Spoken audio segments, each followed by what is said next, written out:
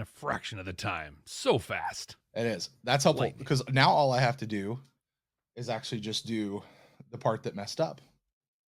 You know what I mean? No, nothing ever messes up. It's all very smooth. 114 episodes. Jeff, have you realized this? If this was a syndicate, or if this was like a show on cable or whatever, we would now be syndicated. Right? We hit 100 shows. We're now syndicated. You can catch us anytime, anywhere, most any channel. Jeff, it's the final episode of the series. It's not the final episode of this show. It's just the final episode of the series. Yeah, we have a lot more episodes of this show. Actually, a lot more to go. But this is a marking. I mean, next week there's the wrap up, and then there's a few other things going on. But this particular episode, this is a marking episode. It is. I do have a question for you. Yeah. We had a conversation yesterday for our YouTube piece here. Yeah. So we're about to talk about the series finale of Babylon 5, Sleeping in Light. You probably know that because of the title down below that you clicked to watch this. But Brent, this was going to be like we're at a funeral. We said like funeral attire. Mm-hmm. So what's going on? Like I did this before, right? Yeah. For Kosh, caught you off guard. Yeah. We planned it this time. Yeah, we said we'd both dress up. Uh-huh.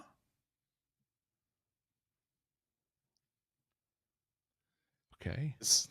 Are you 83 years old? Like no, I live in Florida. This is dressed up. Look, I have a collar. Oh, wow. This is dressed up, okay? Wow. Okay. Not a lot of wool. You don't wear a lot of wool out there. No, this is look, I put on the nice hat. Like this is dress. This is I don't know what it is up there with y'all, but this is dressed up for me. Dude, I put on a bow tie. Like you look, bow ties dude, are cool, you know man. what? You look like a wrestling announcer. It's weird that you say that. Jeff, this is not a funeral though, man. No, this is a celebration of life. Yeah, we don't want any crying. No crying here. This is something to be happy about. No. Shed all the tears. Shed all the tears. Just don't do it, in front of Sheridan. Yeah. But definitely do it like every time you watch the episode. Exactly. Even if it's a little bit. Yeah, that happens. You know what's really funny? This really is like dressing up. Like this, you put on like a good pair of khaki shorts and some boat shoes, but they gotta be clean boat shoes. Yeah. And welcome to Florida. This is going to church. Wow. This is a wedding. This is how we roll. Man. My dad, blue collar guy, is a landscaper. He worked for the city, retired from there, opened his own landscaping company. Like, he was a man of the earth. And I don't think I ever saw him. I saw him wear like a polo shirt, like a collared shirt, a handful of times. But I remember when I got married, he was really excited. I was talking to him, and he's like, "Yeah, I got a new pair of jeans to wear to your wedding." And I was like, "Dad, you got new jeans? Good for you. That's awesome." So I can get the like the my dad dressing up for him is putting on jeans, not sweatpants. Okay, yeah. Like, which frankly, when I dress, like if I'm really dressing up, like a good nice pair of dark jeans with this shirt, I look nice, man. I look good. Totally good. Okay, look real good. Yeah, I got a great pair of tan skin, maybe a little red sun kissed here and there. Yeah, I wouldn't know anything about that. So here, when the sun comes out enough for you to get tanned, it's literally going to give you skin cancer in 14 seconds. So we just stay inside. Hey, you're 4 minutes in. You haven't even talked about anything. We did talk a little bit about it. We did. I named the episode. It is true. There you go. Listen, Jeff. It is the final episode of Babylon 5. We finally have gotten here. Finally. It's been a long road, but I'm not ready for this to be over. No. Like this might be our longest episode ever. Like this might go 4 days. Because the minute we're done, like you said, we're doing more stuff, right? I was going to say to wrap up. This is just phase 1, man. That's all this is. But what we can never say again is we'll be doing a first watch. Exactly. We can never be unspoiled to this show again. Yeah. Like we after this show, we join the ranks of you guys out there. Yeah. Unless you're doing a first watch with us, in which case, welcome with us to join those ranks. We're crossing that line together. But it's just so many people have, and I'm just saying what they've told us. They have relived their first watch through us, vicariously through us in this show. Yeah.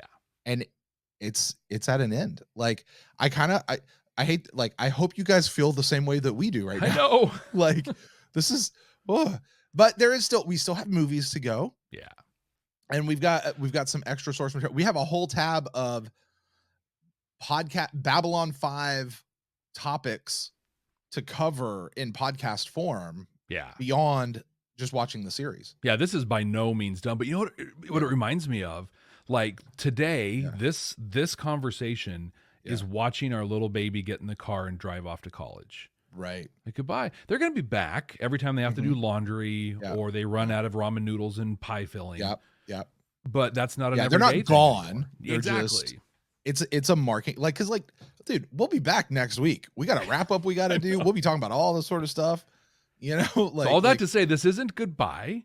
No. This isn't even good night. It's not even farewell. No. This is a celebration. Just, this part is coming to a close, and we're starting phase 2. We're starting something new.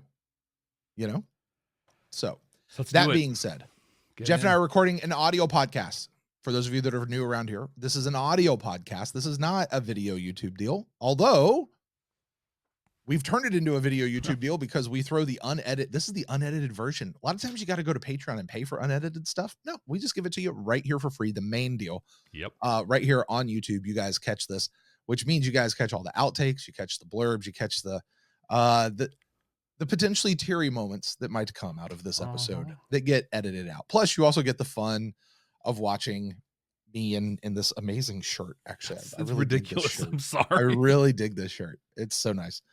You just kind of get to hang out with Jeff here. Jeff, I redid the set here a little bit today. I know, it's the wall of action figures. I need more action figures because now I got to fill up these shelves over here. You know, but I do look. Hey, we've talked about it. From our friend Wash, there's my Babylon 5 that he sent me. There's a Starfury he sent me. Here's the PPG. We're giving this away for the giveaway next week. Yeah, we'll talk about that in a little bit. Yeah. So, and then still the coolest moment from any Super Bowl ever, right there. So, all right, Jeff. With that, why don't you hit the button? Hey, like, subscribe, comment, all that sort of stuff. You guys know how YouTube works. Jeff, let's go. Let's talk about it. It's time. You know what you didn't have to say this time? No spoilers. No spoilers. Hey, no spoilers for the movies. I've never seen those. Even the ones we should have seen by now, that we should have pumped in like at the end of season 4 or whatever. Like, that you have definitely let us know we should have watched. That's been but you know what? Here we are. We're fine. We made an executive choice 6, 7, 8 months ago to say, actually probably close to a year ago now, to say we are going to watch the series first and then we'll catch up to the movies. That wasn't even John. That was just us we're making this as a call to stay in the series. We didn't even know we were doing it, but we were listening to John Sheridan. We're fighting for what we believe in. There it is. That's what we're doing. Yeah. We are living Babylon 5. Now, let's talk about Babylon 5. At least I should have fostered just once. Humans form communities. And from that diversity... Jeff, stop. You know what you should have put for this one? Huh? The intro for season 4. You think? Well, because when did they film this episode? Oh my gosh, you're right. You don't have it still on a hotkey, do you? I don't have it on there, but I probably have a file. Should I pull it up? Welcome to doing podcasts. Jeff, I 1000. What do you think? Well, let's do it both ways here. I think it's such a deep cut that people will they'll either get it or they'll just be confused. Like, what the? I mean, everybody on YouTube now knows, but the folks listening to the podcast will, because they didn't change the episode at all. You know what, Jeff? You know what they didn't do in this episode? What's that? They didn't have an intro at all. Hey, that's right. Yeah. Well, let me see if this is it. Okay, I got it. Should we just not have the intro at all? Like just go, just start. I went through a lot to pull this thing up just now. Okay. We're gonna play it. Do it. So just so you know, I got to turn off my mix minus. So don't talk while this is happening. Okay. No, see, I'm good because the echo cancellation's on. Okay, cool. All right, let's start this thing.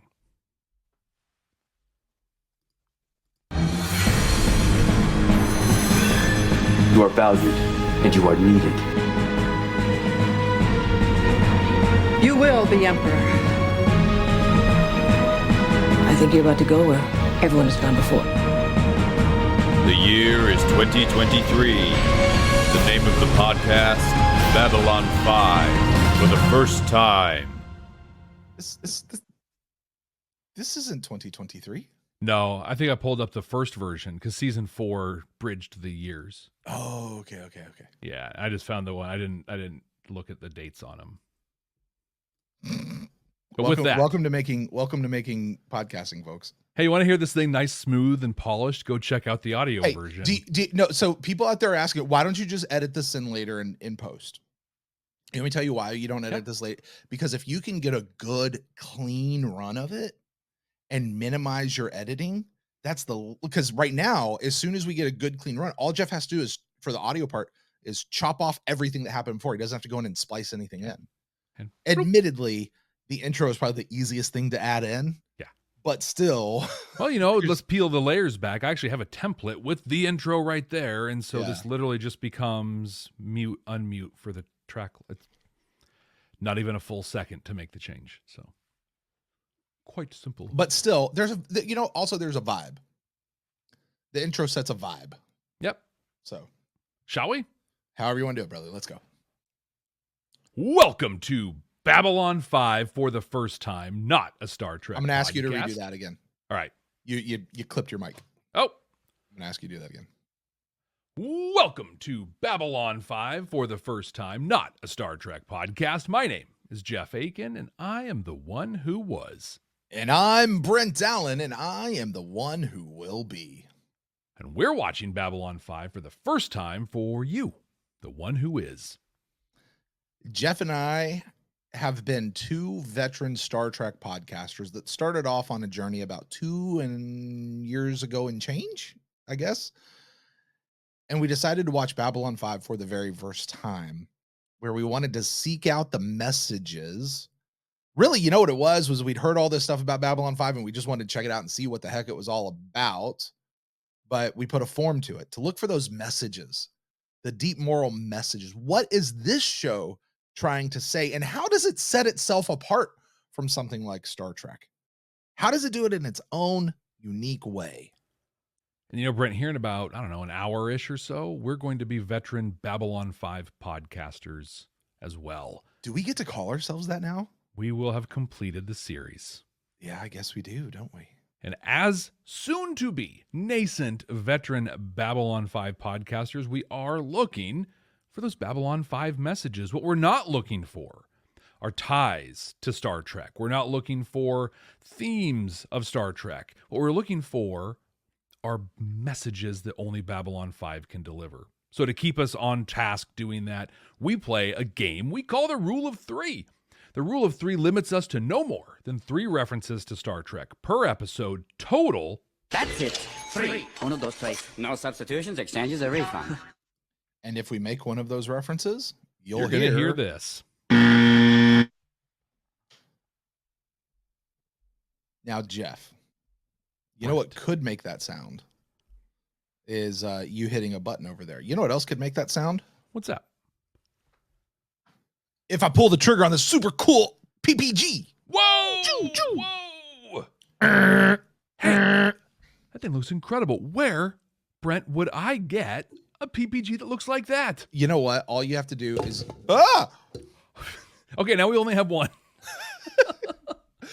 All you have to do is go over to our Patreon page, patreon.com/Babylon5 first. That is... the number 5 and the word first. That's right. And just become a subscriber at any level. If you're already a subscriber, you're already entered to win. Become a subscriber at any level, and you could win one of these PPGs. We've got a couple to give away. These are made by our good friend Wash, who has He has provided the giveaways for seasons 1, 3, and now 5. Thank you, Wash. You have been incredible. I have your work on display here behind me. Frankly, this is my favorite piece you've done. This thing is incredible. It feels so good in your hand. Like there's some weight to it. It's not just like super, like it's not heavy, but it's not super light either. It's got finger grips and places where it just feels so good. I don't want to pull it too hard because I'm not trying to break it, but I mean, this a little tiny paint job and this thing is screen ready. Gloss it up just a little bit and this thing is ready to go. This is phenomenal. Wash, you're amazing. But you guys do that. Now, Jeff, where can people first of all, how long do people have to do said subscription, and then when are they going to find out whether or not they have indeed won one of these? That is the big question. So you're watching this, if you're watching this in real time on Monday, most likely, we're likely going to record our season 5 wrap up Wednesday night or Thursday at some point. So what I would say is by Thursday AM Eastern time, have that subscription in, because that's when I'm going to pull the winner. I'm going to take every active subscriber at that moment, put them into a spreadsheet, kick out a random one. There's our winner or winners based on, because we got more than one of these things. So we're going to be giving this away in real time in our season 5 wrap up. So tune in. So step one, make sure you're a subscriber. Patreon.com/Babylon5 first, the number 5, the word first. Step 2, listen to our season 5 wrap up 7 days from now and wait for us to call out your name, and we'll give you the instructions from there to get your PPG. Now, we love giving away things here at the season end. Heck yes. We love playing games every single episode right here. And you know what? We're not changing that just because this is the finale. We have a game at the end of the episode that we like to play where we make a prediction about what next week's episode is going to be. That may have to change at the end of this particular episode, Jeff. Right. Actually, we don't usually make a prediction going into a wrap-up show. So this is just the same. Now that I think about it. It's going to be different in the wrap-up show. Yes. Yes. We like to play a game where we get to the end of the show and we guess what next week's show is going to be about based on title alone. And this is the spot of the show where we look back on last week and we play a new game called Time to Pay the Piper, where we revisit that prediction and decide how close we were. So, Jeff, you read the title long before I did and had more time to think about it. What did you say Sleeping in, just Sleeping in Light was going to be about? I had no idea on this one. I figured we'd have a time jump 3 years, and then as I talked, I was like, maybe 15, or I have no idea, maybe a couple of years. And I thought we were going to witness the end of the you originally said 2 years. 2 years, right? Because of the whole Lita thing. Yeah. Because that's what I thought we were going to see. We're going to see the end of the Telepath War, specifically Garibaldi taking out Bester. And then I thought we were going to see the Drock War, which is actually going to be really short because we would see the sacrifice that Delenn referenced in War Without End.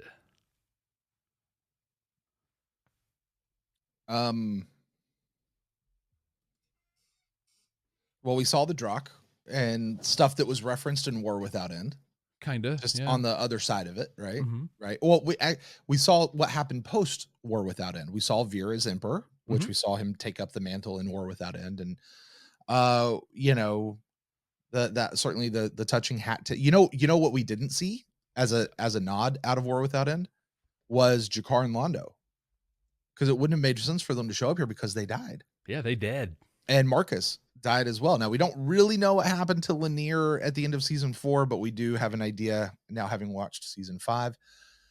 So I'm going to give you a 15% on this one. That's about 13% more than I would. I got time jump, I think, is what I got. Yeah. Well, it's a series finale. Time jump tends to be the thing, right? Yeah, kind of a given. What did you think it was going to be? Well, I said time jump. But I said we're going to see the events of the future. You remember Deconstruction of Falling Star? Yeah. Where it showed us the future and how like everything just went really bad. Basically, I was like, that didn't happen. And things actually wound up going really good. And we were going to see Sheridan evolve and turn in, like, he's the guy looking back and he's going to turn into Kosh Naranik and go back in time and start the whole cycle all over again, because Sheridan is Kosh. I am on this train. I still believe it, by the way. This episode did not undo that idea. No, in fact, I was going to say it. Like it didn't happen, right? That's not a thing that happened. Right. But I think we are in agreement that he did evolve. He did ascend in some fashion. Sure.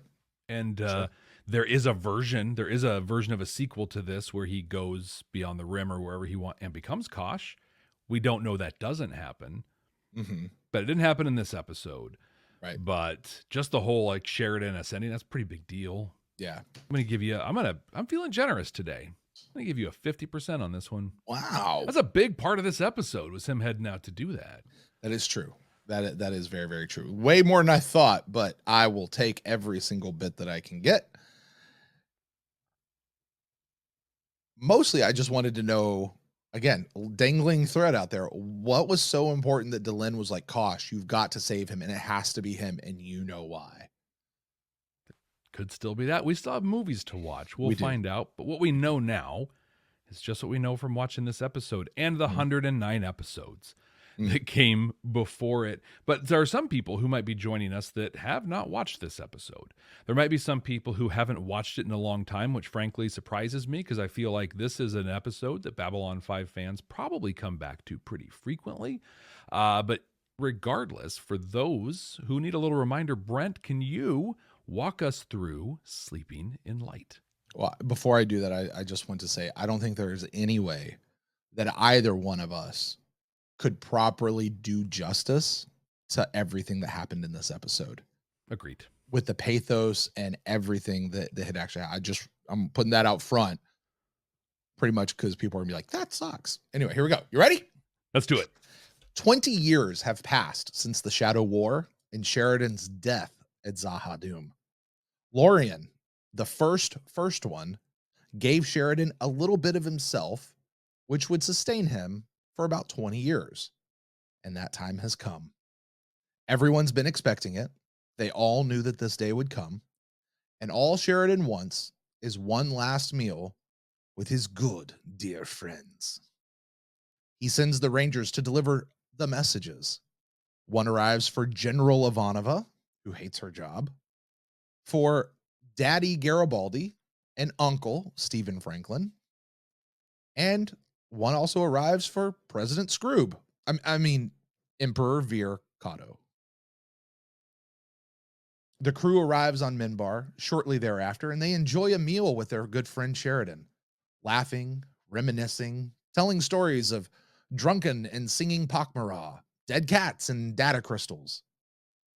And after a very pleasant evening, both with company and in the privacy of his own bedroom, Sheridan sneaks off in the morning before anyone wakes, except for Delenn, in a very teary goodbye that would make Sonequa Martin Green jealous. With that, Sheridan is off, flying solo in a White Star, sort of like Kosh flew solo in his ship. Coincidence? I think not.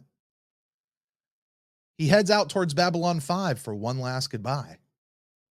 When he arrives, he finds the station is ready for decommissioning and for destruction. There he meets Zach, who turns out really was there until they turned the lights out. Literally. And a very familiar looking maintenance worker flips the switch. With that, the station blows up, and it blowed up real good. And Sheridan is back. And Sheridan is going back to where this all began, the Coriana system. Once there, a very much fading John Sheridan is met by the waiting Lorien, who says they didn't forget him. This part of the journey is over, but another one is beginning. It's time to go now. And with a flash of light, Sheridan and all his clothes are gone, leaving the ship just floating there, not diving into the sun, I'll note. Back on Minbar and other places around the galaxy, everyone moves on with their life. Ivanova is new Ranger 1, and Delenn, well, Delenn's getting on with the rest of hers. Every morning she gets up to watch the sunrise in honor of her late husband. And Delenn and everyone else is at peace. Jeff, what did you think of Sleeping in Light? This might sound hyperbolic, but this was the perfect series finale. It was perfect. It gels almost seamlessly into season 5, even though it was filmed. Like it's literally like there are moments and connections that make it unbelievable that this was filmed a year ago. And unless you're looking for specific connections, like you can't even tell. You know, it's like it's mind-blowing, but also it's not mind-blowing because over the last couple of years, we have gotten to know JMS in a way. We've gotten to understand his writing, and actually having this fit in perfectly is completely expected. Like, of course it's perfect. Of course it fits. I am willing to bet, I don't know, that paper check that Garibaldi had locked up for 500,000 credits, that he had this episode pretty much written before he actually started filming The Gathering. Like, names might have changed, some details a little bit, but he had the picture of this from go. I don't know what else to say, man. I cried a little bit during this one. I felt a ton of emotions ranging from anger to sadness to loss to joy to comfort. God, it did everything. And I think actually it didn't do everything it needed to do. It didn't touch on the telepath war. We didn't get the Drock war. Kor's mother, Kor's father was Bester's last episode. No mention of him in this whole thing. But I don't even care.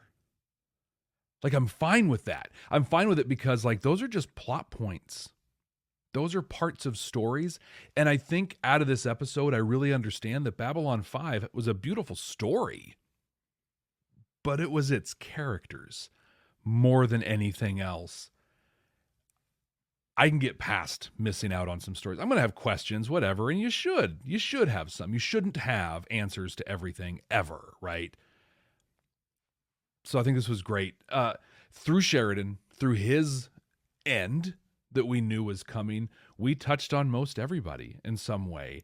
We gave the show and we gave the principals the send-off that it needed and that they deserved. I love this episode. What about you? I'm going to read my note. Okay. This was the perfect finale of the show. It's not what either of us thought it would be.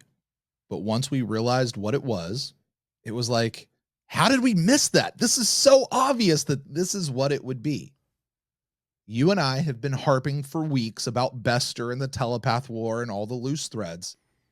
This episode made me not care about any of that. Yeah, that's exactly where I am. Jeff, you know, I'm reminded of what really still may be my favorite moment of this entire show. Okay. A couple years ago, our incredible Discord community sent us a cameo from Peter Jurasik. Yes. And I squealed like a schoolboy listening to him. He was amazing. Thank you guys so much for that. That truly was fuel in the tank of my heart. Like, that was the best gift you guys could have ever gotten for us. Hold on before you go too far. Just because, let me just Brent, my good and dear friend. That's what happened right there. Yeah, it was amazing. It was absolutely amazing. He said a line, though. He said, "You're trying to get into the mind of JMS?" No. You know what? He's right. Yeah. We tried to get into the mind of JMS a lot. We wrote him Sometimes letters. we got it. We went and visited him in the past. Like we and this was perfect. Yeah. This episode was amazing. You know what this was though, and this is real interesting, and I mean this in a really good way. This was the anti-finale of so many television shows. Mm-hmm. So many shows build and build and build to the end, and you get to the final episode, and it's this big action, big battle sequence, pulling out all the stops. You've never seen anything this amazing because it's the finale, right? Maybe they add in one final problem to solve for the crew, as we send them off. Not this one. This one was very simply, it's time. We're moving on. That's all this was. And it was perfect. Everybody in the show, just like us, is the viewing audience. Everybody in the show had already accepted that Sheridan's time had come. Mm-hmm. We have already accepted that the show's time had come. Sure, they were emotional. Sure, we're emotional about it. But we knew that it's there. And it's okay for it to be hard. It's okay to be emotional, but it's also okay because we're there. And instead of mourning the loss, as Sheridan tells us, he wanted to celebrate and remember and be together. We got to say goodbye to everyone, even Londo and Jakar and Marcus. We got to say goodbye to them. Why? Because of Veer and Ivanova. Yeah. They were like, I remember watching this and just going, those actors are not physically on screen in this show. They didn't even do them as a flashback. Mm-mm. But I feel their presence. They're still feel here. Totally here. Yep. We got one last tour of the station. We got to say goodbye. And then Sheridan, as it said, simply stopped. We don't really know what happened to him. Mm-mm. We don't really need to know what happened to him. We don't really care to know, because whatever it was perfect. And there is a single word that I think overshadows this entire finale. And it's this word, peace. Ooh. Everything about this episode seems to be now at peace.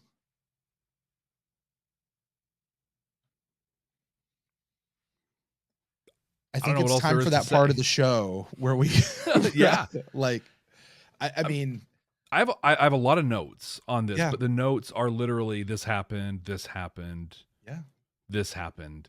I do want to say that, like, I was, because when we see Ivanova, the show is so, like, this is one of those things too where it didn't even know how self-aware it was. It couldn't have been known how self-aware it was. Maybe it because did. The scene where we first see Ivanova, we're on her aid, and like the camera's pivoting around the aid and slowly sliding to whomever's at the desk, and you just hear a couple lines. But we hear the voices like, oh, is that? And so it's this big reveal. But if you just finished watching season 4, like the plan was, you saw her last week. We haven't seen her in a year. And so, oh my God, it felt so good to hear her, to see her. And between her, Sheridan, Franklin, nobody does old makeup like Babylon 5. They looked great. Jeff, I need to read you my very first note. B5 does old makeup way better than Star Trek ever did. So much better. That's literally my first note. Yeah. You know what? Bruce Boxleitner I don't know that this is what he really looks like as he gets older, but let's just assume it is. He is Sean Connery, John Delancey level aging well. Yeah. Like, I mean, just the older he got, like the better he looked, man. Like he was that's amazing. We've spent a couple weeks like holding up his acting, in the great scenes, his physical acting and everything. I want to call out his physical performance in his voice. Yeah. He had this just older, little grizzled grumble to his voice that was natural. It worked, and it didn't feel forced. Like, if you showed me that episode, I don't know, in 2024, and didn't tell me that this was Bruce Boxleitner in 1998 or 1997, actually, I would have thought it was him. Like, this is him, natural. Yeah. Just I would have really looked at it and gone, is that makeup or is that just him? Yeah. I legit would have done. Now, Ivanova, I'd have been like, hey, that's makeup. And I can see that. But it still look good. Ivanova's makeup looked better than Gates McFadden's did. Yeah. In All Good Things. So true. Dang it. I don't even want to buzz you because it's just true. It's just true. It's just true. Yeah. Yeah. So much better. Yeah. And Franklin, like, there was a scene, and you even said this.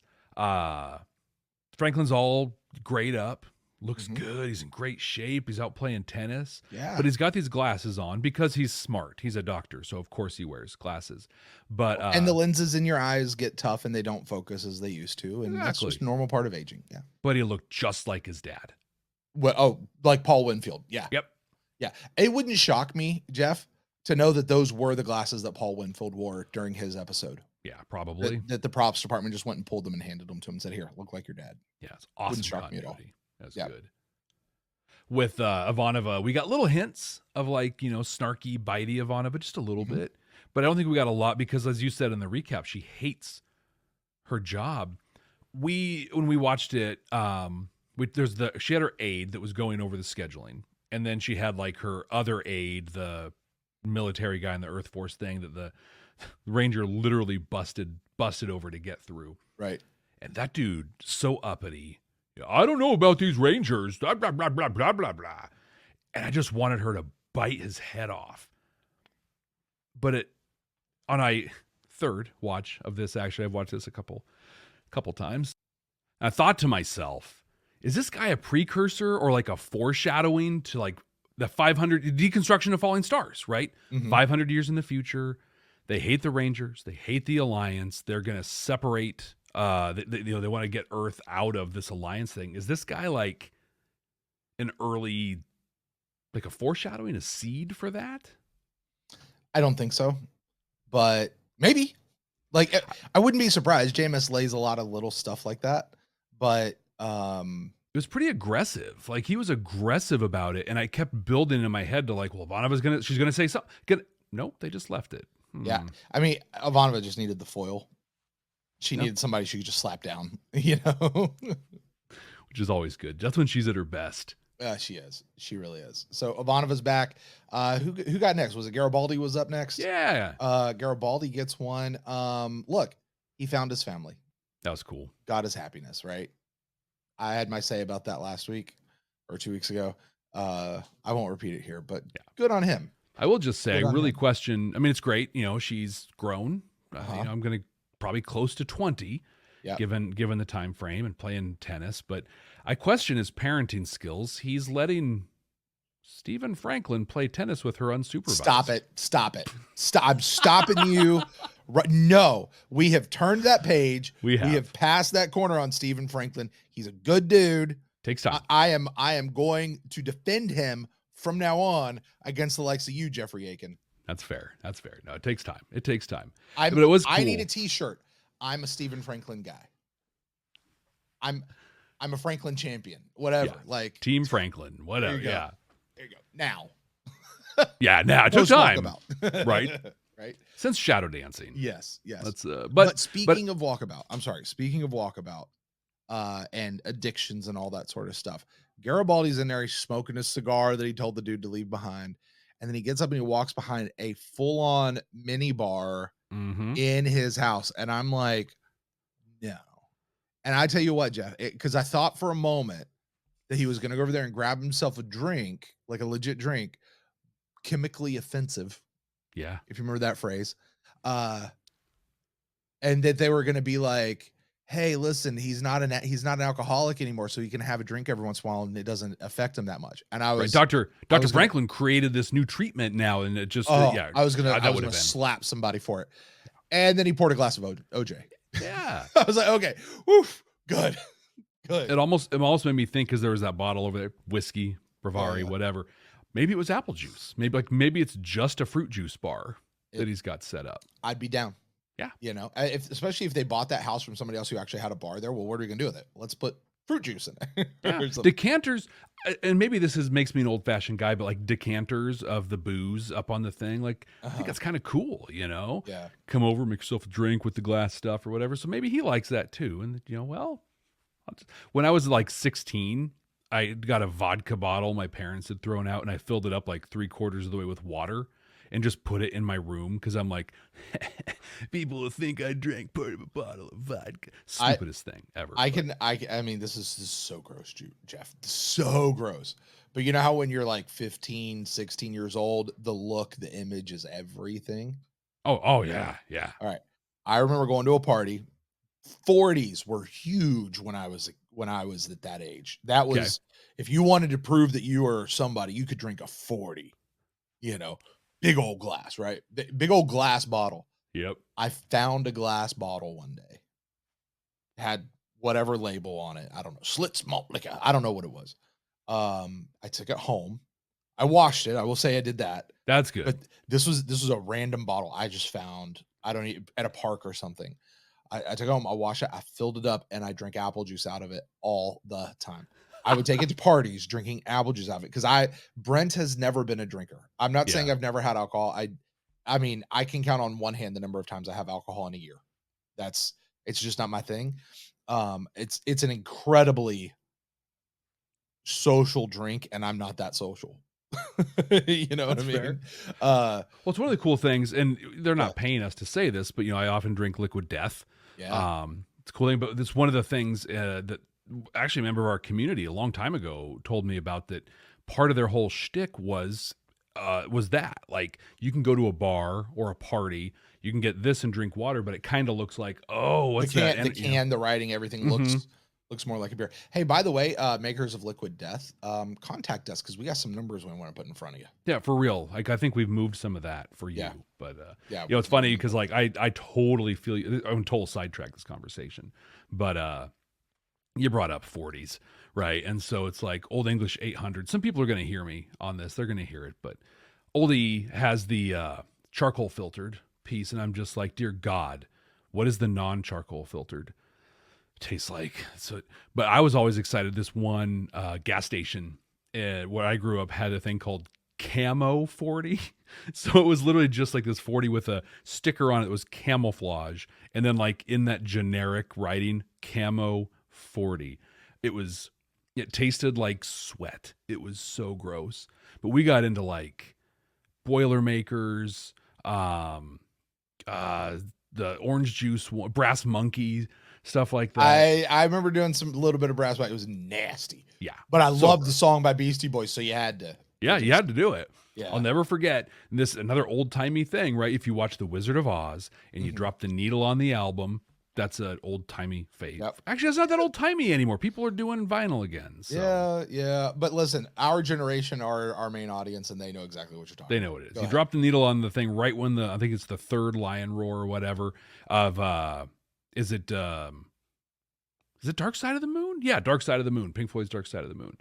And it lines up. And so first time we did that, we were drinking Brass Monkey. And it was right around the time the witch came down that I threw up the first time. So, yeah, good times. Thanks for bringing up 40s. Lots of great memories that I don't have access to anymore in there. Told you guys you'd get the runoffs, man. You guys get the runoffs. All right.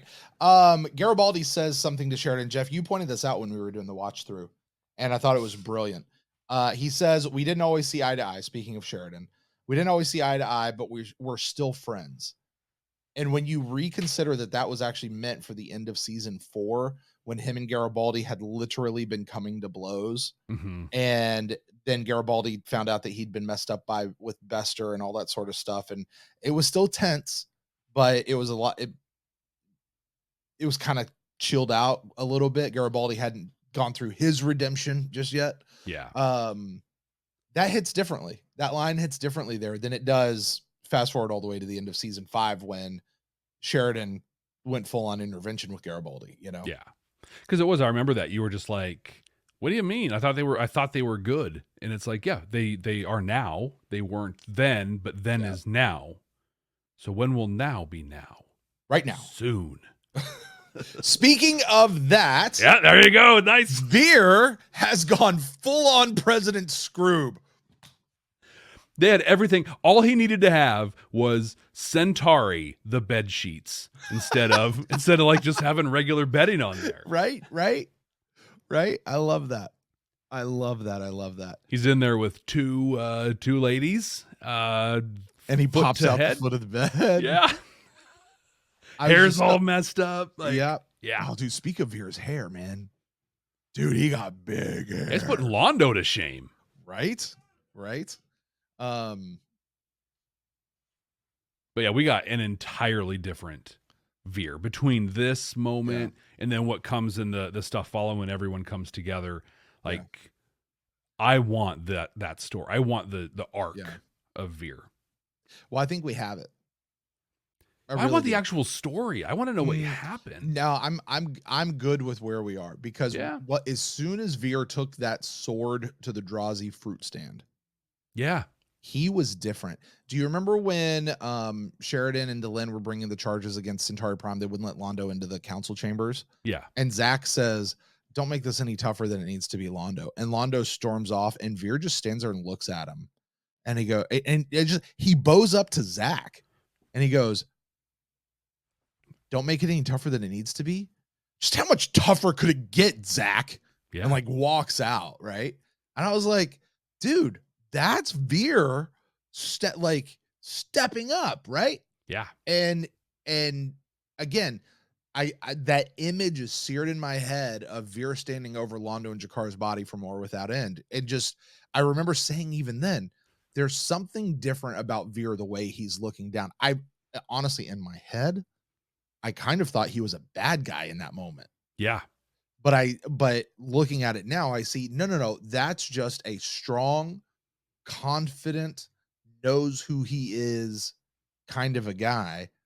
And that's what we heard when he was at dinner telling the story. Yeah. You said it first, and I was thinking it. That is a strong Veer. And he's being humble and sincere. He's not putting on anything. But he's there with strength and, telling his stories and an equal member of everyone around that table. He's not there as an attaché to Londo. He's there as Veer. Londo always saw that in him, that he was what Londo couldn't be. Yeah. How can you walk these same halls and not be a part of all the things going on? And Veer's just like, I don't know, I just do it. Like this is who I am. But he had, even like when he stood up to Zach, when he took down that Drazi stand, he still had that nervous nerd energy, for lack of a better term. Outside of my comfort zone, I'm angry, I'm expressing myself, but I'm not there. His life experiences he's owning it. And it was interesting too, kind of my opening thoughts again, but I kept wondering, when was the keeper on Veer going to show up and start messing things up? But partway through, I realized, I don't know if he's got a keeper, and I also don't care at this point. It doesn't even matter. Yeah. Veer is amazing. When you have a choice between being anyone and Veer, you be a Veer. Every time. Dude, that's a t-shirt. Yeah. That was one of our very first t-shirts. Yep. Just be a Veer. We used to have be a Linear. We're going to pull that one. Yeah. But Veer, I mean, to the end. Be a season 2 Linear. Yeah. Let's get real specific here. Season 2 to halfway through season 3. Right. And then beyond that, forget him. Right. But that whole dinner scene, so everybody shows up and they're sitting around the table. It felt, what it felt like? It felt like a bunch of actors who'd been working together a long time through a tumultuous production, getting together and telling stories. Yeah. You got to imagine that actually is, you get Bruce and Claudia and Steven and Richard and Jerry and Mira together at a con, and they all go to dinner one night. Yeah. Yes, folks, I know that several of them have passed by now. I'm making a point. Yeah. You're absolutely right. That's exactly what it felt like. And it should have felt like that. Yeah. And they did it. They did it so well. I didn't realize in the moment that was going to be Sheridan's like goodbye to them. I know. I thought there was going to be out stuff. The next morning. He's dipping out the next day. Gone. before any of them get up. So let's talk about that, right? Yeah. He's in bed with Delenn. Yeah. You had some strong feelings on this moment. I did. So let's just walk us through what happened just in the scene at a high level. And I had a pretty strong reaction to this. So Sheridan and Delenn are in bed, and Delenn's just weepy, and understandably so. You know, she's super weepy, and Sheridan's like, I'm leaving tomorrow. Like, I'm gone. I wonder if Delenn knew where he was going. Like, was him going out to Coriana, the Coriana system, a part of what he wanted to do? He talked as if it was. He's like, I want to see the mountains again, Frodo. You know, he's like, I want to see that. I want to see the space. I want to feel space beneath me again, Delenn. Yeah. But he's just talking, and he's basically trying to comfort her in a moment where she, you know, it's all crashing down around her, and he's like, hey, it's gonna be okay. And he kind of he starts saying all the reasons why it's good for him to go away, and all the ways she's gonna be okay, and how she's gonna be able to run things without him, and how everything, you know, everything's gonna matter, because they asked Delenn asked Ivanova to take over the jal'Zha spot. Yeah, I love that. I got a question about that, though. We'll talk about that here in just a second. But he's like, you can, you know, the Rangers will be here, and he's basically talking politics at this moment. But you had one reaction. My reaction to that was he's trying his best to comfort her and get her mind off of some things, because frankly, he didn't know how to talk to her about this right now. You know what I mean? So they've had 20 years to get ready for this. They've been talking about it. They know what's up. And in the whole thing, I swear, like, bro, pay attention to your wife. Right. She is drowning right now. So you've been talking about this. It's been planned. You know how things are going to go. They had letters written. The recipients of the letters knew to expect them, right? Like, they had talked about so much of this. I agree. I think she knew where he was going and what it was going to look like.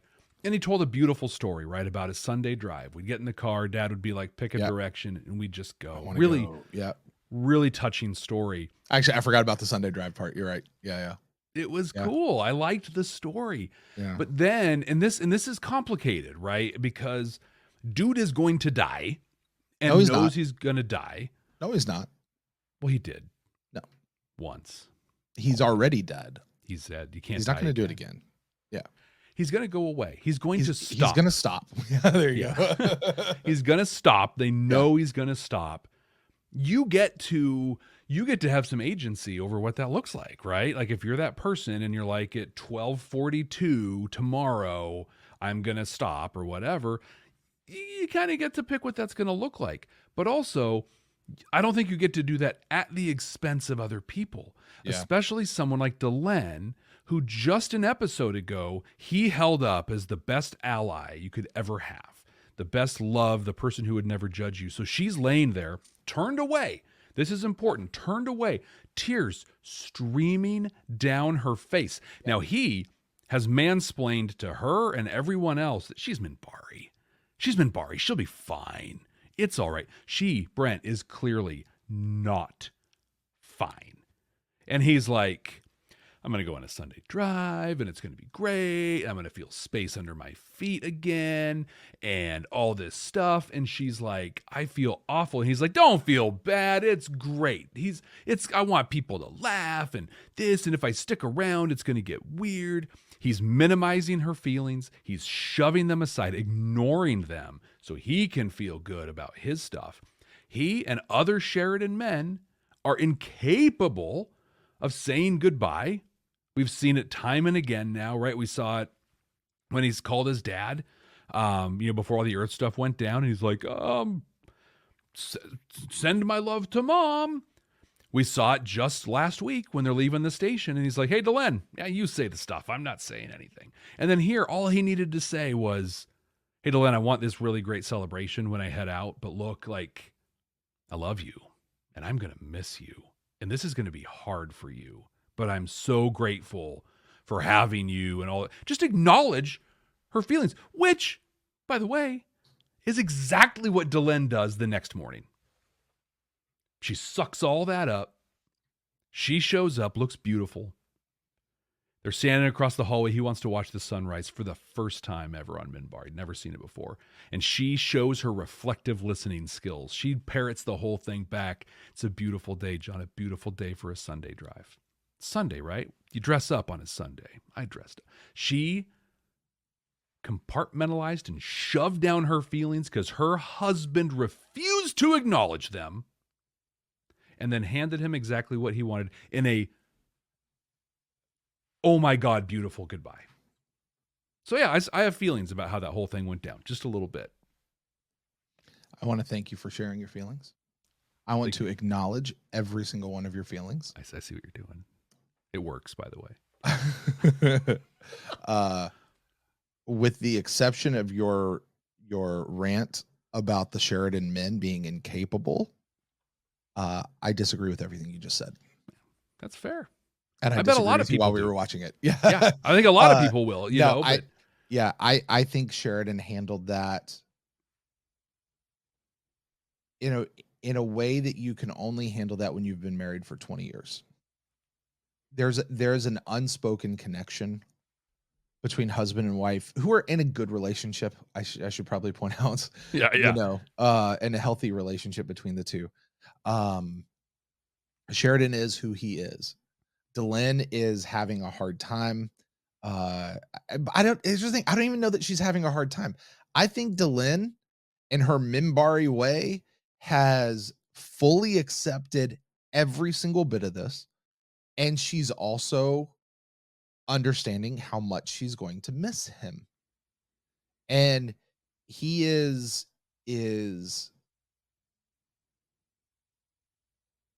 trying to comfort her in the best way he knows how.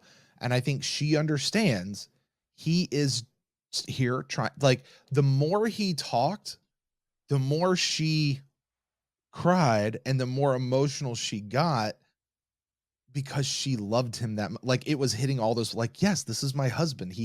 This is how he is. This is how he talks. And I think where you said that they're incapable of saying words, which I agree. I think they're incapable of saying words. They say words in their own way. Yeah. Yeah. Sheridan's dad never said, I love you. Sheridan never said to his dad, I love you, Dad. He never said that. Or I love you too, son. You never heard that. There is no way that you can look at me and tell me that watching that scene between Bruce Boxleitner and Ron Howard's dad, Rance? Maybe that sounds right. I think that, and tell me that they were not communicating love to each other. Oh yeah, they 1,000% were. I think that Sheridan expresses a tremendous amount of love to a lot of people without words. Yeah, including his wife, and he in even using weird words, talking about how things are going to be fine with politics and all of that. I also don't know that I mind Sheridan at the moment of his passing, kind of talking about how he wants to go out. Like I tend to be a person who turns around and looks at people and says, hey, it's not about you. But frankly, in this moment, it kind of was about him. Well, it wasn't about Delenn. It wasn't about everybody else. It was about him. Yeah, I don't disagree. I think he gets to, and I agree. The things he said caused her to have to express and get in touch with her emotions. The piece that was missing to me is him connecting with that in any way or acknowledging it. Like I said, literally all he had to say was, I understand this is really hard for you and that you're going to miss me. And I understand that. And you know what? This is hard for me and I'm going to miss you. See, we can do these things, we don't say, but we say, and we can do these great things. Yeah. I think he said all of that with his lips without words coming out of his lips in that little thing right at the end. What I'll say is when she turned, because you talked about her being turned away from him. Mm-hmm. That's I don't want you to see me like this. but it also set her up to do the turning back to, like, so you can't turn back to somebody if you haven't turned away from them, right? No. She turns back to him, and they're locked in, they're fully embraced. They fully understand each other in this moment. Well, in that You know? in that moment when they started kissing, like, you Yeah. know, like that was the kind of kiss. The kiss is not the end of that. Like they put an exclamation point on the end of that time together. I will read my recap.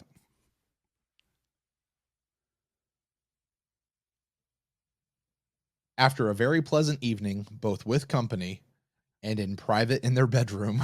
Yeah. But this is where I will give more gosh, I don't know, weight to your argument of where he's not saying it with words, but he's saying it with, is when Delenn reflects back to him. So it's they're in the hallway, they're out there, and she, I mean, God, like this, like I'm almost tearing up thinking about it. Like it's such a touching scene where she's just like, it's a beautiful day. It's a beautiful day. And she's looking out, you know, at the sun coming up, and he's just staring at her. Yeah. And he's like, yeah. Yeah. It is beautiful. Exactly. Oh. He's not looking at that sunrise. No. He's looking at his son. And you know what I thought was where it really capped off? And if you want to talk about how he actually said it with his lips, not just, you know, in the making out thing, he does that thing, which I think they said this when they got married, Jeff. Oh, yeah. I could be wrong, where he said these words of, "You were my sun," and she said, "You were my sky and my stars and my moon," or something, which I don't, there's a lot we could actually dive into that, and I don't care to, because that's just their culture, their tradition, things they say. He said that. No, you got to understand, you are my son. She understood that in a way that I don't, honestly, you and I, as non-Minbari, could ever understand. Frankly, that Sheridan himself could never understand, but he understands what it means to her. Yeah. And without saying, "I love you," he said, "You are everything to me." Yeah, she was in that moment. And clearly, she melted. She melted when he said that. Yeah. You know. Yeah, she was clearly his whole world. Super touching scene. Jeff, one thing I am not going to talk about. Okay. I refuse to talk about it because I am not going to mar any single bit of this perfect episode. Yeah. Are we going to talk about the other part of that should be a part of his world? Are we going to mention that real quick? No. We're going to not talk about the whole ridiculousness with their son and why he's not there. Oh my God. We're going to skip over that. Yep. If you guys want to hear that, you can go watch our reaction video. Yep. I'm not ruining this episode by talking about that. Agreed. I'll play that as well. Yeah. I'm going to stand by, it was a production issue and they had to make a choice and they went for it that way. Yeah. And I think that they made a bad choice. You can listen on the reaction. You can look at my notes. I don't know if that's reality, but that's my headcanon. It's the only way that I make it feasible. Anyway, moving on. Man, some people are pissed about us right now. Anyway, let's talk about Ivanova, right? In jal'Zha. I mean, she makes the decision at the end, but yeah. Look, here's the thing. Ivanova coming in being in jal'Zha, cool. Here's my question about the whole in jal'Zha. So in jal'Zha just means Ranger 1, right? Is Ranger 1, is in jal'Zha the one? You know, the Rangers all say we live for the one and we die for the one. It's just the one. Is that what they're talking about when they say the one?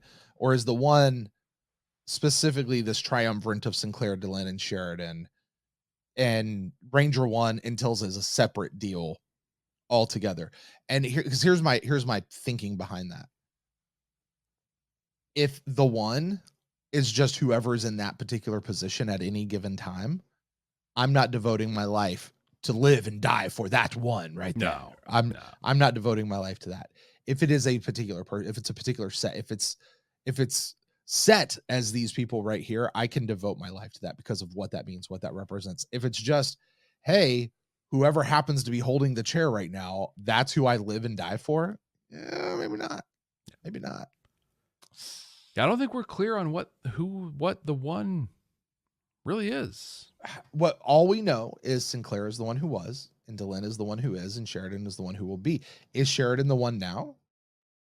Right? Like when Delenn became the president of Earth Alliance and Sheridan started spending more time with the Rangers, did he become the one? I think I got it. Because he was in Ranger robes at some point. I think I've got this. It just can't. So Okay. we've been operating on the whole Antilza thing, right? Which would mean essentially you had Valen as Ranger 1, who started the Rangers, and then there was no Ranger 1 until Delenn, or till Sinclair. So Valen, then Sinclair, then Delenn, then Sheridan. And that makes sense. It's chronological. Ivanova breaks that. What if the 1 is someone who takes a step towards ascension? Not in the Jason Ironheart weird science psychor kind of way, but like you've got the 1 who was, which is Sinclair, who goes back and becomes a Minbari. Yep. The 1 who is Delenn, who becomes half human, half Minbari. Yeah. And the 1 who will be is Sheridan, who became whatever it is that Lorianne made him and his clothes turn into. I like my theory earlier that the 1 is actually like the 1 that the Rangers keep talking about is really bigger than just the 3 people, that it's actually like the universe. And I forget how I got there. You guys have to go back and listen to that. Anyway. Yeah, so Ivanova is going to be new Ranger 1. Cool. Good job for her. Yeah. I thought it was a cool. I hope the Rangers remember she is God. She and do everything she says. She will make sure they remember. Like, yes. That's the thing too. If she's not the 1 now, she will be, and she'll make sure everyone knows that she's the 1, whether she is or she's not. But it was actually, I thought this was a cool callback, and I can't remember the season 1 episode, but there was one where Sinclair was going to go out on some patrol or something like that, and she's like, "Dude, you leave me here all the time. Let me go fly this mission. I am so sick of standing in CNC all the time. It's so boring." And so now we get this where she's got a fully bureaucratic job and she is dying inside. So that's part of like Delenn's pitch was like, you hate your job. You want to actually do things here. Come back and do things. I like it. Yeah. I want her as Antilza. I want to see that, like that's great. I wonder how the Rangers feel about somebody becoming Ranger 1 who's never been through Ranger school. Yeah. Yeah. Well, Sinclair, they didn't know this, but he made Ranger school. But when he was Sinclair, there wasn't time for him to go through Ranger school. He was just Ranger 1. I still say that Sinclair started the Rangers when he went back to Minbar. Oh, totally. Yeah. This wasn't a Valen thing. That just changed later. Anyway. So Sheridan gets up, he leaves, says his goodbyes. They have the morning sun thing, and he gets in his ship. He gets in his little White Star by himself. Yeah. And he heads out. He's just happened to be in the neighborhood. He's going to swing by Babylon 5 and say hi. Yeah, it's kind of cool. Everyone who is there, all 3 of them. All 3 people that are there. And it's nice. Siri is driving his White Star for him. Yeah. Now it's nice, but no real need for a pilot. Just I think this is the moment in the episode where if I could have changed one thing to bring this more into alignment with season 5, and this is my initial thought, the minute you put any logic on this, it falls apart. Yep. But this just smarmy commander who's literally assigned there to tear the place down and shut it down, who's just like, "Oh my God, we did it, sir, we didn't, no. Like he's just this wimpy coward guy who's just awkward. And I'm like, how is this guy a commander? I don't get it. But if I could change one thing, I would have made that Piglet. We're going to call him Piglet. Yeah. I like that. He's Piglet. Yeah. But if I could change one thing, I'd make that Lockley. Again, we talked about this to some extent, so I'm not going to rehash it too much. As you say, as soon as you think about it with any kind of logic, it completely breaks down. But I like the symmetry, and I like what you said there, because that scene easily could have been the one that was reshot and fitted into the new thing to make it fit at the end of season 5. It's the one thing they could have done to make it fit. I agree with you. And I think too, we talked about the logic leap you have to take, so she's there for 20 years as Cap, really? But Zach, so he runs into Zach, and I tell you what, I think we both lit up the minute he showed up. He's wearing an Earth Force uniform now. Yeah. But Zach retired. and was doing his own thing for a while. He came back like 6 months ago for the sole purpose of helping to shut the place down because he wanted to be there when they switched off the lights. Lockley could have done the same thing, right? It could have been one of those things where she's like, yeah, hey, we both retired, around the same time and stuff, and then they were going to shut it down. We talked, and hey, let's go help shut it down. Yeah, would have Jeff, been a cool way. Let me ask, you're in the military. I was. Okay. You was in the for a military. minute, yeah. And you were on boats and stuff. Ships, boats. Whatever. It was a boat, submarines, It was a boat. Yeah. Okay. Let's say they take a submarine and they're gonna decommission it. They're gonna go through a whole decommissioning ceremony. Okay. Do they only invite the current command staff for that decommissioning ceremony, or would they invite all former commanders of that people back to or even just crew? If you've ever served on this ship, you get invited to the decommissioning ceremony. Who all gets invited? Yeah, I've never been through one, but what I understand, if you're active duty, they let you know and invite you. If you're not active duty and they have contact information and you served on the boat, they invite you. Like, hey, they're doing the decom ceremony. We're going to be in Groton. We're tearing the bad boy down. Gillette is going to buy it and make razor blades out of the hull, because that's where most Gillette razor blades come from, by the way, is decommissioned submarines. Really? Little trivia for you there. Interesting. Yeah. But people get invited to that thing. It's kind of a really big deal when that happens. Interesting. So it actually really would have made sense then for Lockley to be there, and now for it not to be empty, but to have all the, honestly, Sheridan and Delenn should have been invited as well. Like, this should not have been, he should not have been caught unawares that this was happening. Well, especially Delenn is the president of the Alliance. So Sheridan decided to not run for re-election. Yeah. So they got his wife. Yeah. Really? Yeah. Come on, man. Yeah. Which hey, George doesn't want to run again. Ask Martha if she wants it. Why not? What could go right? Anyway, so like they're in the Alliance. They're doing stuff. And the story we're told is so much of the Babylon 5 commerce shifted when they went to Minbar because people were going there. They had other places to trade, blah, blah, blah. But you'd think if you're president of the Alliance, you would be notified as something as significant as, hey, you remember that place you started? Yeah, we're shutting it down. Remember that place you wanted to buy that one time, but you never did? Yeah, but you kept it apparently for almost 20 years. Right. Commander Scaredy Pants is like, yeah, just a couple years ago, EarthGov took it back a couple years ago. Yeah. Wow. Yeah. I mean, for a place that when everything left, when you guys went to Minbar 20 years ago, it's still been okay. So why? Anyway, I don't want to dwell on things too long. It was a really touching scene. I love the symmetry. I love Sheridan in that moment, kind of talking to the ship. Very, very Janeway talking to Voyager. Yeah. Saying, so our fates really are tied. I love that. I love that for the dramatic purpose of the show. And the big cameo, maybe the cameo of the whole series, is the maintenance worker who comes to shut the lights off. Knew that this was going to happen. I don't know if you did or not. I did not. But it was JMS himself. Yeah, I was going to say, in fact, before you even put that out. Yeah. So this guy's coming up to shut down the lights. Yeah. I immediately, as we're watching it, I said, oh, that's cool. They're going to shut it down. But this would have been great for Bo and Mac from a view from the gallery to like, actually, this is so much cooler than that. Yeah. Oh my God. JMS coming on and just that. The image, like, because like you said, there's that symmetry of Babylon 5 getting decommissioned, Sheridan going to stop. It's the same time. And then JMS to be the one to like pull that. Pull the trigger and then blow it up.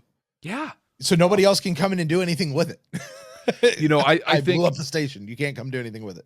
I think I talked about, the impact Delenn expressing, and putting her stuff to the side and being there for John.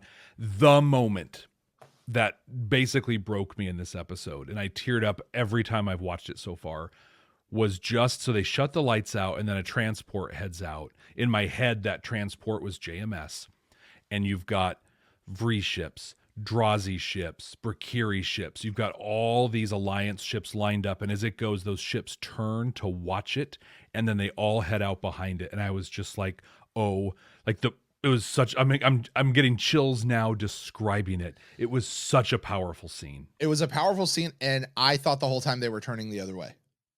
I thought what you had was the ship kind of coming out, and that he started to turn and was going to go about face, and you had all these other ships that were just out there, and that they were turning toward Babylon 5, like as a salute, as it, you know. But instead, they actually were turning away to go away altogether, and it was a powerful scene either way. I just literally thought the opposite was happening in the moment. Well, and if you think about it, if JMS is the guy on that transport, they are all turning to watch Babylon 5. They're turning to watch and follow JMS. Yeah. As he leaves this creation. Well, like I said, I thought that particular ship was turning around too. Like when it turned around, I just, in my head, that's what I was thinking they were doing. And I was like, no, wait, that's not what's happening. Oh, wait, they're going away from the, and it's all, oh, okay, cool. I got it.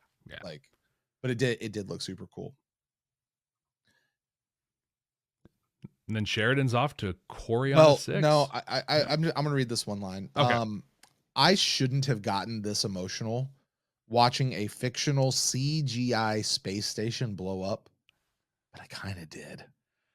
It may not have showed on my face, but that was the moment where I was like, "Oh my!" Like I care about this. Ooh, I don't like that. I want to see it keep going. Like. And to be clear, a fictional CGI graphic that we made fun of and bagged on for at least 22 episodes. Did we? Not the station as much as the other CGI, but we bagged on the CGI a bit, yeah. But I mean, my gosh, Jeff, for CGI on Amigo computers in 1994, like it's all that. I still say it was too soon. Should have waited a little bit. Anyway, this scene, gorgeous and so emotional. It's what they had to do to get the show out. Yeah, for cost reasons. So made it happen. It made it so. Yeah. It just a perfect scene, Jeff. It was a perfect scene. And I loved it too because it called back to Signs and Portents when Lady Ladira shared the vision with Sinclair of the station blowing up, and we thought it was the worst thing ever that was going to happen. Turns out it's really awesome. Yeah. Yep. So Sheridan heads off. He's all alone. He goes to the Coriana system, and he's out there by himself. He's fading fast. Yeah. He's visually fading fast. And who shows up but Lorian? And Lorian saying, did you think we forgot about you? We never forgot about you. And he's, oh, you're here. Yeah. This whole scene, do you know what it totally reminded me of? What it told all the vibes in the world to me?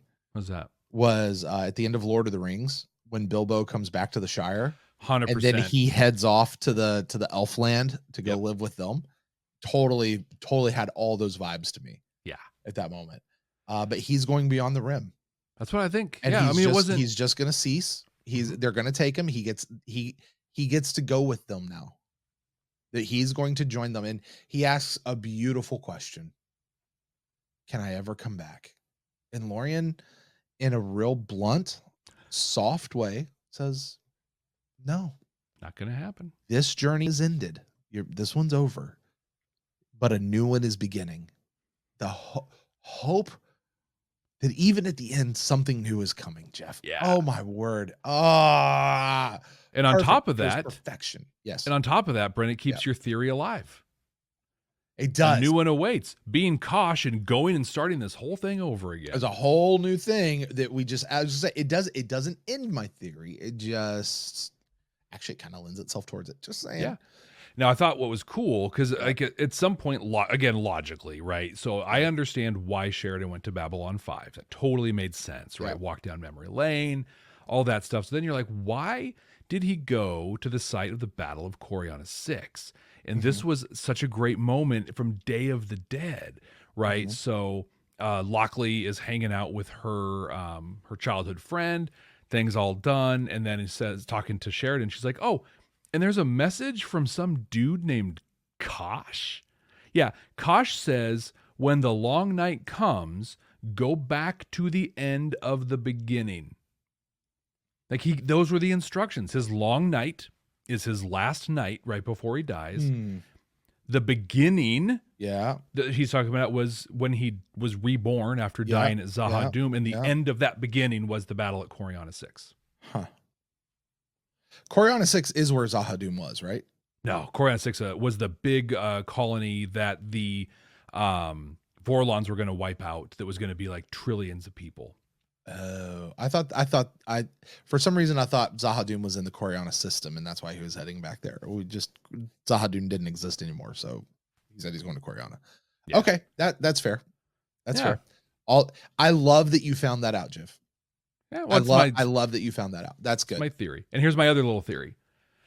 Beautiful scene, right? And there was a real theme, a visual theme, and one that gets talked about of the sun rising, through this. Sheridan wanted to watch the sunrise. Delenn is going to watch the sunrise for, here in perpetuity for her. But in the moment when Sheridan stops, he's on the White Star. Lorien is there. And just this bright, blinding light builds up. The sun coming up, or almost like the sun, but it's just blinding light. And then Sheridan stops. In that Sheridan is now and forever sleeping in light. Sleeping in light. Exactly. I love it. It's perfection, Jeff. Yeah. It's absolutely perfect. The fact that they didn't, they found the ship, but no escape pods were launched. All the airlocks were sealed. I mean, it's great. Absolutely great. And then Delenn sitting out there waiting to revisit. And again, I'll end this with the same thing I did in my recap. At peace. Sheridan was at peace. Delenn was at peace. This whole episode was about being at peace. You're at the end, but now it's at peace. Well, now let's try to explore a little bit of peace. At the end of every episode, if you're just joining us for the first time, on this one, we boil the episode down that we just watched to see if there's any messages to it. Morals, deep meanings. Maybe it's holding a mirror to society, something like that. We rate that message, and we also rate just how uniquely it was delivered in a way that only Babylon 5 can do it. This week, for the final and ultimate episode of Babylon 5, Brent, that responsibility lands on you, my friend, where you'll be rating this on a scale of 0 to 5 white stars. No pressure. None at all. But what are the messages? What is it telling us, and how uniquely Babylon 5 is it doing so? I mean, my gosh, Jeff, we talked about last week how the Sheridan leaving messages for David was JMS saying, hey, here's the entirety of what Babylon 5 for the first time has been all about, packaged in one nice, neat little bow. But I like this one as well. The end isn't really the end. Yeah. Sheridan's life here, the end of his life is not his death. His death already happened. These past 20 years, they were a gift. They were overtime in the game. Yes, it's sad. Yes, it's okay to mourn. And Jeff, I hate to do this at the very end. I think we have one more reference we can use. And I'm going to use it here. Although in this part we don't count. Yeah, we don't count references at this spot. The game's over. Yeah.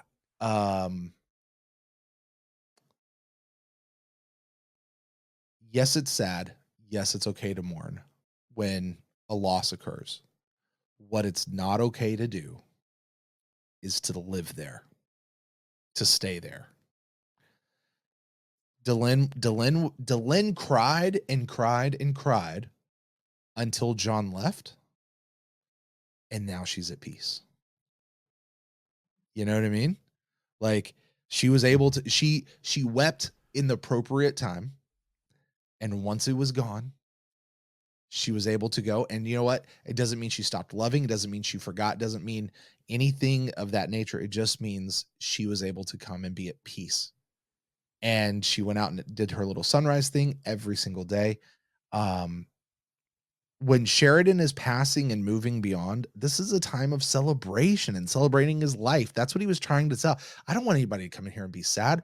I want to party with my friends. This is what I want to do. Look, I've got 24 hours left here and I got to go. Y'all get to stay, but I got to go. I'm not trying to be sad about this. Like I love you guys. Yeah, there's going to be a time for mourning. But right now, let's all just enjoy being together. And we all know what this means. No one is blinded to what's happening here. Sheridan leads the way. He leads the way in this, not just for himself, but also with his fallen friends. Because Sheridan gives a toast. Remember when they're all sitting around the table and they're talking about, and Sheridan's the one who raises a glass and says, "To absent friends whose memory still burns bright." Oh yeah. They're still here. I said earlier, and I'm going to say it again. I didn't feel like Londo and Jakar and Marcus and Lanier were missing from this episode. They felt very present. And by that, I mean Peter Jurasik and Andre Katsoulis and Jason Alexander? No. Carter. Thank you. Jason Alexander is a Seinfeld guy. Yeah. Jason Carter and Bill Mummy. I didn't feel like they were missing from this episode at all. They felt very present to me. And just as it was for them, even though their physical presence is there because their memory burns bright, it felt like they were there. The same thing's going to be for Sheridan. Delenn is holding his memory bright, keeping his memory bright. She does that in her form of going out to the sunrises every day. And as long as we remember these people, they're still there. They're still there with us, right? And so I think as a final lesson, it's learn to celebrate life. Embrace the end like it's an old friend. And I'll tell you, Jeff, lots of people have done this message. Lots of properties have done this message. This is not a message that's unique to Babylon 5. But I'll say this, and this could absolutely be recency bias. No one else that I can think of has come close to doing it as well as Babylon 5. And if we want to talk about how Babylon 5 is this message, how did they do it in a Babylon 5 way? We started this entire podcast, Jeff, by comparing the messages that Babylon 5 delivers to the way that Star Trek delivers its messages. How are those messages being delivered and coming out? You want to know how Babylon 5 this message is? How? Because it did it in a way that Star Trek absolutely would not have done. Do you know what Star Trek would have done with this episode? They would have done half a life. They would have tried to turn this entire episode from, hey, let's celebrate this life. Let's have this perfect episode where we're just coming to peace. And they would have turned it into a moral dilemma of what do you do with a guy who is coming up on the dignity of life? A episode that needs to be done. It needs to be done again because this is a relevant topic. But when it comes to doing it as a finale, Babylon 5 didn't feel the need to get preachy about it. They just were. Star Trek would have gotten preachy about it. Yeah. Babylon 5 didn't. Babylon 5 did it in its own way. Jeff, it's been here from the beginning. This is not a Star Trek podcast. This is a Babylon 5 podcast. Yes, it is. And this episode is a 5 White Star episode. The message is replete. It is uniquely Babylon 5 and phenomenal. Perfection. Now, that's the White Star. That's the message. Jeff, you get the opportunity here. No pressure on you to place this in our ranking. How much do we like this episode? Where does this episode fall in 22 episodes of season 5? I'll be interested to see what we do when we rank the entire series. Oof, I don't think we're doing that as an episode, but I know. I'd be interested to see, if we did a top 10 episode of the series, does Sleeping in Light fall in the top 10? Spoiler alert. Yeah, probably. But you get to do it just for these 22 episodes in season 5, Jeff. How much do we like this episode? Remember, this is completely accurate. It's immutable. This is rock solid until next week. So what you got? Where's it going?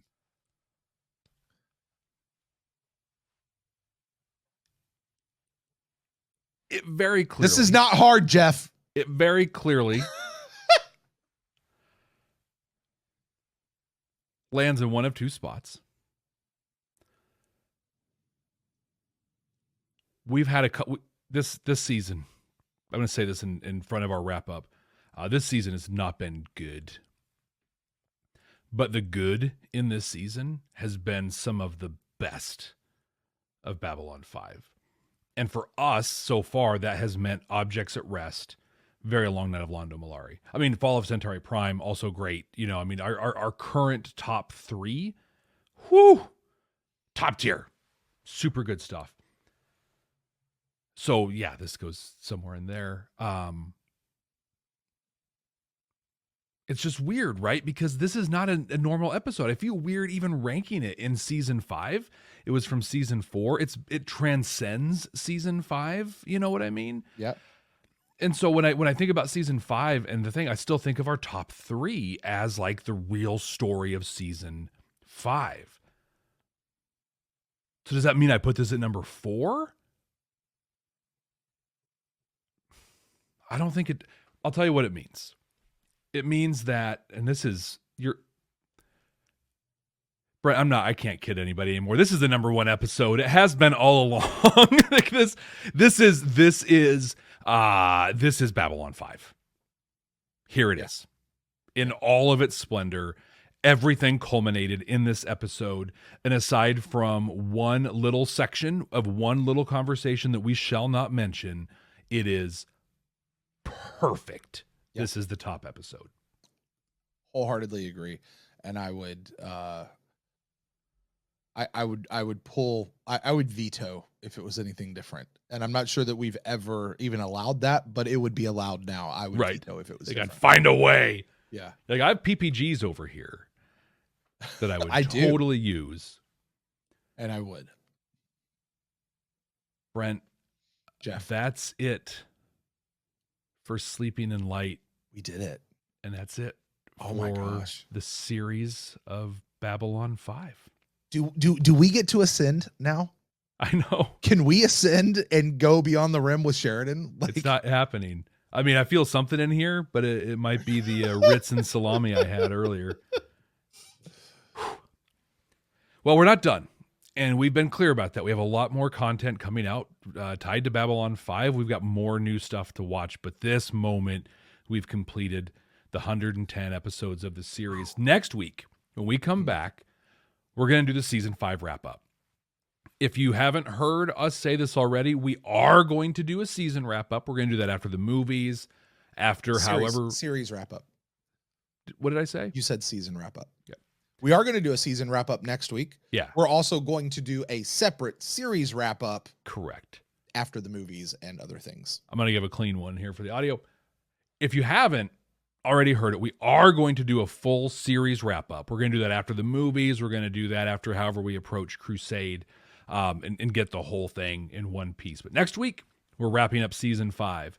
That means we're going to revisit the immutable and perfect and correct ranking of all the episodes in season 5. We're going to talk about other cool things. Did we change season 4 at all? No, we didn't make a single change. Did we change season 3? Yeah, we changed 3, 2, and 1. We did. Okay. So season 4 was immutable. And hey, I'm going to stand by season 5 right now. I think we're going to be pretty darn close, but we'll find out about that. But another thing we're going to find out about next week, Brent, is who is going to be receiving from us one of those absolutely incredible PPGs that Wash made and sent over. Listen, I'm not going to spend a lot of time on this because it feels a little weird talking about this giveaway thing after we just talked about this incredible episode. So real quick, next week we're doing a giveaway. Where the way you can win is by being a current subscriber to our Patreon. That's patreon.com/Babylon5First, the number 5, the word first. The link's down below. Click that. Get on there. Get on there by like Wednesday or Thursday. By Thursday a.m. Eastern this week, because that's when I'll be pulling the list is later that day. So we know who it is. So get on there. You can win You can win one of those PPGs. It'll be great. We'll see you here next week. We'll wrap this season up. Thank you all so much. Thank you so much for joining us. Don't forget to subscribe. We have a lot more content coming. Leave a rating, a review. Share this podcast with someone that you care about. So until next time. Hey, Jeff. Yeah, man, what's up? So here we are, and there is still so much I don't understand. As it should be. Do you think we can ever come back to our first watch again? No. This journey is ended.